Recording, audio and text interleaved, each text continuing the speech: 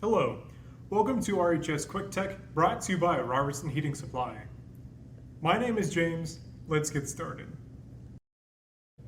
In today's video, we're going to be covering static pressure, how to measure total external static pressure, as well as how to use static pressure to diagnose problems in the field quickly and easily. All we'll need is a manometer.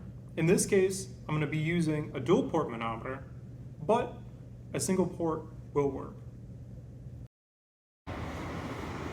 A simple way to show the effect of static pressure on a system is with simulating a dirty filter. Here we have our manometer hooked up to what we can consider our return ductwork, which is just the blower cabinet, with a filter in place. We can see we're reading about a negative 0.01, which is lower than what you would see in the field. However, we simply don't have much ductwork on this test bed. If we were to add static pressure, i.e. a dirty filter, we would see the static pressure increase. Furthermore, as we continue to block it, we can hear the variable speed motor ramp up to try and meet the CFM demand.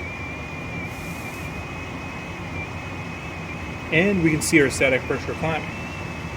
Even though the motor will continue to chase the same CFM value, it'll work harder and heat up more while having less air to cool it down. This is why it's bad for the system. If we relieve the static pressure, we can immediately see the drop in static pressure, as well as hear the motor ramp back down to meet the correct CFM demand.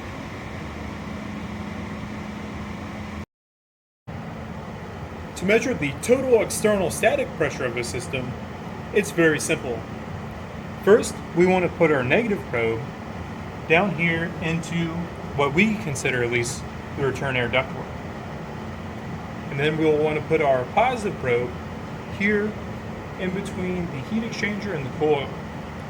You can measure this after the coil, but just realize there will be a pressure drop you're not reading within the coil. As you can see, we're running about a 0.02 total external static pressure. If you just had a single port manometer, you'd read this by taking first the positive pressure, recording this figure, then reading the return air ductwork, and adding the absolute values. So in this case, it's a negative 0.1, and on the supply side, we had a 0.1. So adding those, we would get 0.2.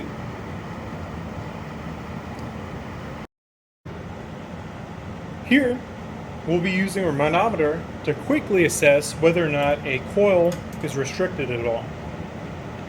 We have our positive probe here hooked up below the coil, just above the heat exchanger, and we have our negative probe hooked up here just after the coil in the plenum.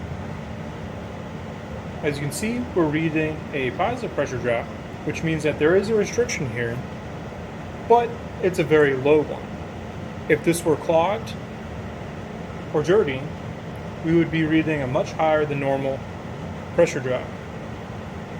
Now in heating and cooling mode, it does have two separate pressure drops, which should be rated somewhere on the coil. Thank you for watching our video. If you have any questions out in the field, please feel free to contact the engineering department here at Robertson Heating Supply. You can reach us at 330-821-9180 and simply ask for the engineering department. Thank you and have a good day.